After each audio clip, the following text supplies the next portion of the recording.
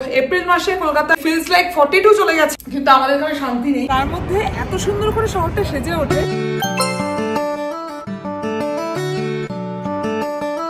High, আমি অর্জমা, Bengali girl in কানাডার নতুন একটি ব্লগে তোমাদের সবাইকে স্বাগত। কেমন হালচাল, কেমন কাটছে দিনকাল? আশা করছি তোমরা সবাই খুব ভালো আছো। তাই ভাবলাম চলো আজ একটা নতুন গল্প করি তোমাদের সঙ্গে। বহু দিন হয়ে গেল ইউটিউবে আমার বড় ব্লগ দেওয়া হচ্ছে না। সত্যি আমি ভুল করছি, আমি জানি, কিন্তু আজকাল আমি সময় করে শুট করা, ভিডিও করা এবং ভয়েস ওভার দিয়ে পুরো গোটা ভিডিও করার এই গোটা সময়টাই পাচ্ছি না। এই দেখুন না, এই ব্লগটাই মোটামুটি 1 মাস আগেকার, কিন্তু আজকে এডিট করে উঠলাম। তো এই 1 মাসে আমার জীবনে বহু কিছু পরিবর্তন ঘটেছে। সেগুলো তোমরা যারা শর্টস দেখো তারা ইতিমধ্যেই জেনে গেছো। তার মধ্যে একটা বিষয় হলো, আমাদের সেই বাড়িটায় 15 তলার বাড়িটার মধ্যে ফ্লাড হয়ে গিয়ে এমন অবস্থা হলো সেই বাড়ি ছেড়ে এই নতুন বাড়িতে আসতে হলো। তবে নতুন বাড়িটা বড় সুন্দর হয়েছে। সকালবেলা ঘুম থেকে উঠেই প্রথমে রকি মাউন্টেন দেখতে পাই, কিন্তু সেই বাড়িটাকে সুন্দর করে তোমাদেরকে এখনো দেখানোর সময় পাইনি। তবে নিশ্চয়ই হোম ট্যুর করব, আর সেই ভ্লগটা খুব শিগগিরই শ্যুট করে খুব শিগগিরই দেবো তোমাদেরকে, কথা দিচ্ছি। যাই হোক, চলো অনেকদিন বাদে গল্প করছি। তো কি হলো, একটা হলো আমাদের বাড়ি চেঞ্জ হলো, আরেকটা হলো আমার এই কানাডায় এসে প্রথম চাকরি হয়েছে, যেটা টরন্টো টাইম হওয়াতে সকালবেলা 7টা, মানে সকালবেলা আমাকে 7টায় উঠে বসে যেতে হয় এবং বিকেল 4টে অবধি টানা অফিস চলে। যদি অফিস বাড়ি থেকেই করতে হয়, কিন্তু আমি শ্যুট করার সময় পাচ্ছি না। তবে ঠিক করেছি বিকেল 4টের পর থেকে যা যা ঘটছে আমার লাইফে সেই নিয়ে ডেইলি ভ্লগ করার আমি চেষ্টা করবো। অ্যাটলিস্ট সপ্তাহে একটা তো করবোই। এই আজ যেমন ধরুন না, আজকে শাকনিকের অফিস, তাই জন্য বেরিয়ে গেছে। এবার আমার একার জন্য লাঞ্চ করতে একদম ইচ্ছে করে না, তাই জন্য একটু ম্যাগি করলাম। আর আগের দিনের পনিরের তরকারি আছে দেখলাম, সেইটাকে গরম করে নিয়ে একসঙ্গে মেখে মুখে লাঞ্চ করে নিলাম। একার জন্য এই বেশ। কালকের পর সিধা পরের দিনে চলে এসেছি, বিকজ কালকের ব্লগটা কমপ্লিট করা হয়নি। শাকনিক এসছে, তারপর চাপা খেয়েছি, এত ঘুম পেয়েছে, ঘুমিয়ে পড়েছি। তো আজকে আবার স্নান করে এসে তারপর থেকে ব্লগ শুরু হচ্ছে। তো আলটিমেটলি আমি এখন কিছু চাউমিন বানিয়েছিলাম, সেটা গরম করতে দিয়েছি। মানে কাল রাতে চাউমিন বানিয়েছিলাম, সেটা গরম করতে দিয়েছি, কিন্তু তাতে তো পেট ভরবে না। অ্যাকচুয়ালি একটা লাঞ্চ খাওয়া হচ্ছে, তাই জন্য আমি 2টো পাউরুটি শেখবো, একটুখানি অ্যাভোকাডো নিয়ে আসবো। তো এইভাবে আমার প্ল্যান ইনিশিয়ালি। যাই হোক, তো অ্যাভোকাডোটা চটপট কেটে ফেলি, চলো।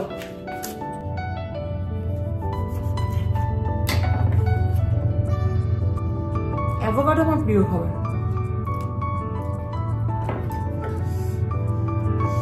আমি সকাল বিকেল ডিনার লাঞ্চ সব করে ফেলবো অ্যাভোকাডো দিয়ে, আমার কোনো সমস্যা নেই।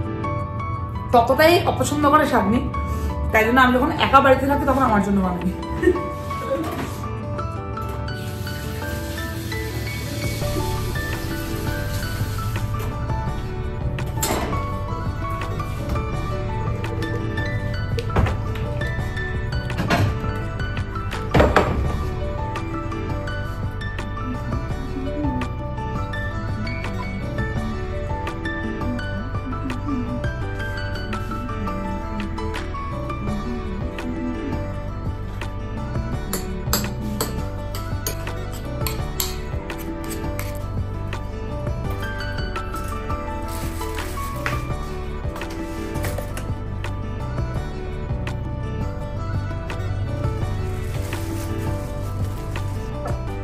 এটা হতে হতে একটা ফাঁকিবাজি কফি করে নেবো, যেটা হলো, যেহেতু আমি ব্ল্যাক কফি খাই তার জন্য আমার জল ফোটাতে আমার একদমই ইচ্ছে করে না। তো এটা এখানে ইনস্ট্যান্ট কফি ঢেলে দিই, দিয়ে জল দিয়ে ওটাকে মাইক্রোওয়েভে জাস্ট ঘুরিয়ে দিই। That's it.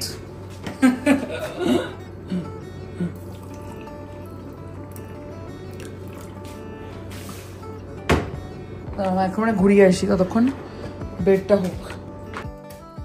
এদিকে খাবার দাবার তৈরি হোক, ওদিকে কানাডার বর্তমান আপডেট নিয়ে বেঙ্গলি গার্ল ইন কানাডার সমস্ত বন্ধুকে কিছু বলার ছিল। গতকাল মানে 28শে এপ্রিল কানাডাতে ভোট হলো, আর সেইখানে নতুন প্রধানমন্ত্রী হিসেবে নির্বাচিত হলেন মার্ক কার্নি, যিনি লিবারেল পার্টি অফ কানাডার লিডার ছিলেন। কানাডার প্রাক্তন প্রধানমন্ত্রী মানে জাস্টিন ট্রুডো, তিনিও কিন্তু এই পার্টির লিডার ছিলেন। তবে তিনি তার সময়কালে অবিবেচকের মতো প্রচুর ইমিগ্রেন্টসকে নিয়েছিলেন কানাডাতে। মূলত কোভিডকালে বহু ভিনদেশি মানুষ এখানে পিআর পেয়ে যান। তার পরবর্তীতে প্রভিন্সিয়াল নমিনি বলে একটি প্রোগ্রাম ছিল, তাতেও বহু অযোগ্য মানুষ এখানে অবলীলায় পিআর পেয়ে গিয়েছে, যার ফলে এখানে দ্রুত হারে মূল্যবৃদ্ধি বাড়ে, বাসস্থানের ক্রাইসিস হয়, তারপরে হেলথ ডিপার্টমেন্টে আসে ক্রাইসিস। এই সমস্ত কারণে কানাডিয়ানরা জাস্টিন ট্রুডোকে একদম পছন্দ করলেন না, ফলে তাকে সময়ের আগেই তার পদ থেকে সরিয়ে দেওয়া হয়। সেই সময় দাঁড়িয়ে সবাই ভেবেছিল তার অপোজিশন পার্টি মানে কনজারভেটিভ পার্টির লিডার পিয়েরি পলিয়েরি ভোট জিতবেন। ইতিমধ্যেই কানাডার পাশের দেশ ইউএসএ, সেখানে ট্রাম্প এসে গিয়েছেন। এরপর কানাডাতে ঘটলো বড় টুইস্ট। লিবারেল পার্টির নেতা এবং টেম্পোরারি প্রাইম মিনিস্টার হিসেবে আনা হলো মার্ক কার্নিকে। এই ব্যাংকার এবং ইকোনমিস্ট ভদ্রলোকের পরিচয় আমি একটা মিনি ব্লগে বলেছিলাম, তাই এখানে আর বললাম না, তবে ব্লগটা অবশ্যই দেখতে হবে। কিন্তু এই ভদ্রলোক নিজের বুদ্ধির জোরে মাত্র 2 মাসে কানাডার পলিটিক্স পুরো পাল্টে দিল। প্রথমত ভোট হওয়ার কথা ছিল সেপ্টেম্বর মাসে, সেটা এগিয়ে আনা হলো এপ্রিল মাসেই। তারপরে কানাডার পলিটিক্সে পুরো চাকা বদল হয়ে গেল। যে কানাডা লিবারেল পার্টিকে ট্রুডোর জন্য বয়কট করেছিল এবং বলেই দিয়েছিল যে এবার কনজারভেটিভ পার্টি আসবে, সেই কানাডাই চুজ করলো আবার লিবারেল পার্টিকে। যাই হোক, অনেক ভারী ভারী কথা হয়েছে, এবার গান শুনতে শুনতে একটু খাওয়া দাওয়াটা করে নিই।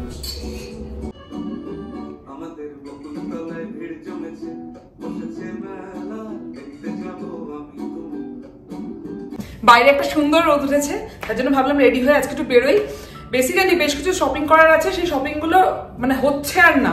যাই হোক, মেকআপ আজকে আমি করবো না, বিকজ আমার স্কিনের খুব খারাপ দশা। এই যে ওয়েদার চেঞ্জের সময় আমার যত রাজ্যের সমস্যাগুলো হয়, পুরো প্রচুর র্যাশেস বেরোয়, ওই জন্য আমি প্রচুর ক্রিম ফ্রিম মেখেছি, যা যা মাখার সেগুলো মেখেছি, কিন্তু আমি মেকআপ করবো না, অকারণে মেকআপ আমি করবো না। যাই হোক, তো এপ্রিল মাসে কলকাতায় নাকি ফিলস লাইক 42 চলে গেছে এরকম শুনলাম আমি, কিন্তু আমাদের এখানে শান্তি নেই। আজকে আমাকে জ্যাকেট পরে পুরোপুরি একদম বেরোতে হবে, বিকজ বাইরে টেম্পারেচার এখন দেখাচ্ছে +12। যাই হোক, তো রেডি হই চট করে।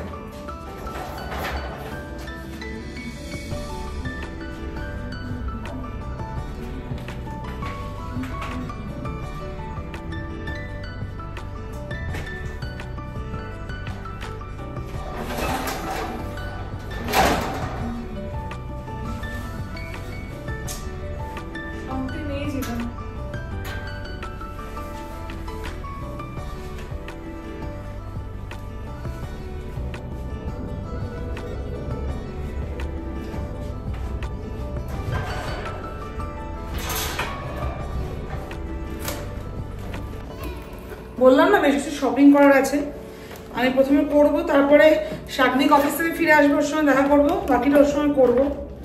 এই উইকেন্ডগুলো করে প্রত্যেকবার কিছু না কিছু ইনভিটেশন থাকে আর কেনাকাটিগুলো করা হয় না। এবার যার বাড়িতে যাবো তার জন্য তো কিছু গিফট নিয়ে যেতে হবে। তারপরে আমার বেশ কিছু জিনিস দেখা আছে যেগুলো ইমার্জেন্সি কিনতে হবে। এই নতুন বাড়িতে শিফট করার পর জুতোগুলো জাস্ট মানে স্তূপাকার হয়ে পড়ে রয়েছে, জুতোর একটা র্যাক কিনতে হবে, সেটা কেনা নেই। আর কি কি বেশ লিস্ট করার আছে, হোয়াটসঅ্যাপটা দেখতে হবে। যাই হোক, তো যাই, এখন বেরোই, চলো। তো হালকা হালকা গরম পড়ছে ক্যালগারি শহরে, এখন প্রচন্ড ঝকঝকিয়ে রোদ। তো শহরটা কেমন লাগে চলো আমার সঙ্গে ঘুরে দেখবে তোমরা। আমি যদি 2 বছর ধরে দেখছি, তো এই সময়টা আমার খুব ভালো লাগে, তাই জন্য হলো তোমাদের সঙ্গে শেয়ার করি, চলো।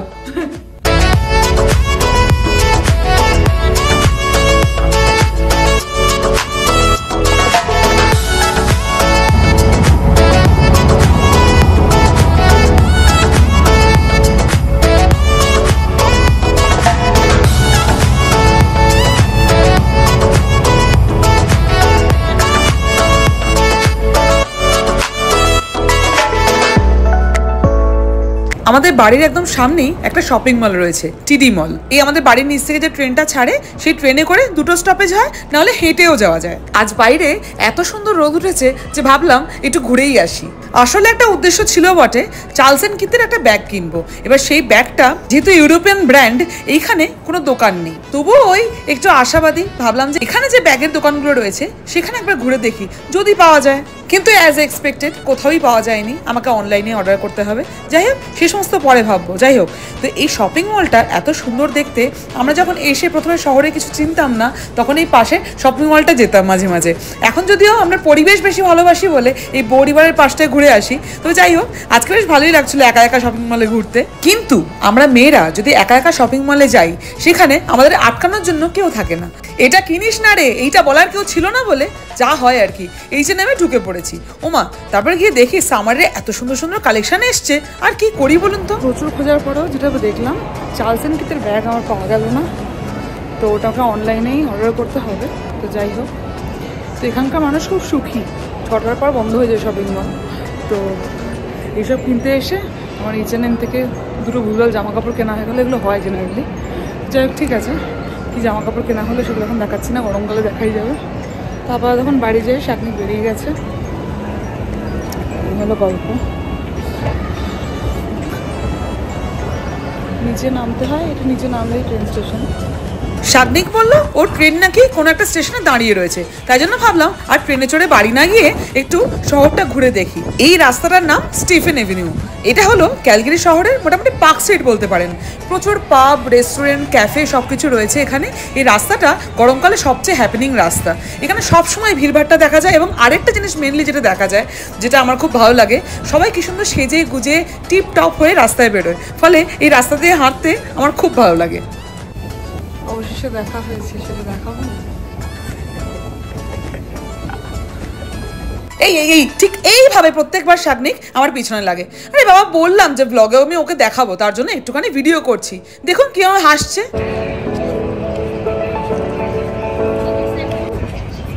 দিয়ে দিয়েছে তাই তো। এই সামার হলেই জাস্ট এখানে ওই 2.5 থেকে 3 মাস সামার থাকে, তার মধ্যে এত সুন্দর করে শহরটা সেজে ওঠে। এই আস্তে আস্তে সেজে উঠছে। যে ওদিকটা দেখা, প্যাটিও গুলো বসে গেছে বাইরে, সবাই বাইরে এখন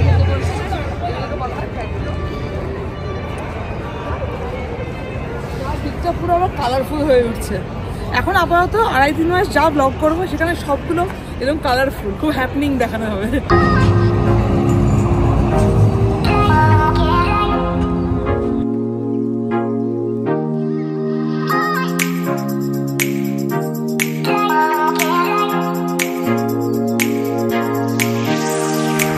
ঘড়ির কাঁটায় 8টা বেজে গেছে। দেখুন বাইরে কি রোদ দেখতে পাচ্ছেন। এই যে কফিটা হচ্ছে, পিছনে কি সুন্দর রোদ পড়েছে। তাই জন্য বাড়ি এসে ভাবলাম দুজনে মিলে কফি হাতে নিয়ে বাইরে বারান্দাটা দাঁড়িয়ে দাঁড়িয়ে রকি পর্বত দেখতে দেখতে একটু গল্প করি। এইবার শাগনিককে যেহেতু অফিস যেতে হয়, তাই জন্য এসে ওরা খুব একটা কোথাও যেতে ইচ্ছে করে না। তারপরে আজকে আমি গিফট কেনার জন্য এখানে টানতে টানতে নিয়ে গেছি দোকানে। এবার এসে বেচারা এত টায়ার্ড হয়ে গেছে, ওই জন্য বুঝতে পারছিলাম না ও বারান্দায় যাবে না ঘরে বসে কফিটা খেয়ে নেবে। এখানে খাবে না বাইরে খাবে? কলকাতা বাইরে একটু যাই, তারপরে চলে আসবো। চুপ রাখো, এটা দলে 1.5 বছর ধরে কাশ্মীরে পশ্চিম ভারতের সঙ্গে গুলি লড়াইয়ে নদিয়ার ঝন্টু শেখের মৃত্যু। 2রা মে মাধ্যমিকের ফল প্রকাশ, পরীক্ষার 70 দিনের মাথায় রেজাল্ট দাও। 2রা মে মার্কশিট ওয়েবসাইটে রেজাল্ট দিতে হবে।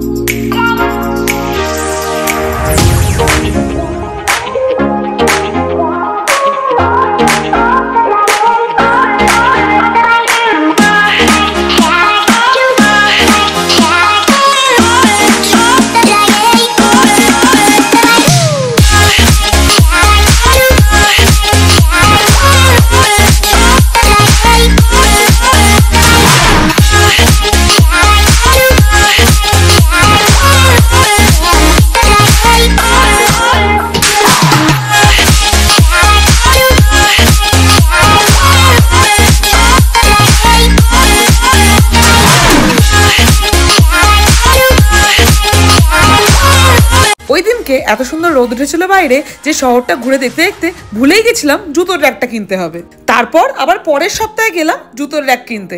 মোটামুটি এডিট করতে গিয়ে যা দেখছি এই ব্লগটা মোটামুটি 1 মাস ধরে চলেছে। যাই হোক, অবশেষে আমাদের জুতোর র্যাক এসেছে এবং জুতোগুলোকে গুছিয়ে রাখার পর অনেকটা স্পেস বেরিয়েছে বাইরে। এই যে বাইরে থেকে লোকজন আসে, তারা এসে জুতো রাখবে কোথায়, তারপর জ্যাকেটটাই বা রাখবে কোথায়, তাই জন্য উপরটাও খালি করেছি এবং নিচটাও খালি করেছি। যাই হোক, এবার মোটামুটি একটু গোছানো লাগছে। যাই হোক, আজকে ভিডিওটা কেমন লাগলো জানিও অবশ্যই কমেন্টে। আর ভালো লাগলে প্লিজ আমার পাশে থেকো। আর দেখা হচ্ছে পরের ব্লগে। আজকের মতো বাই।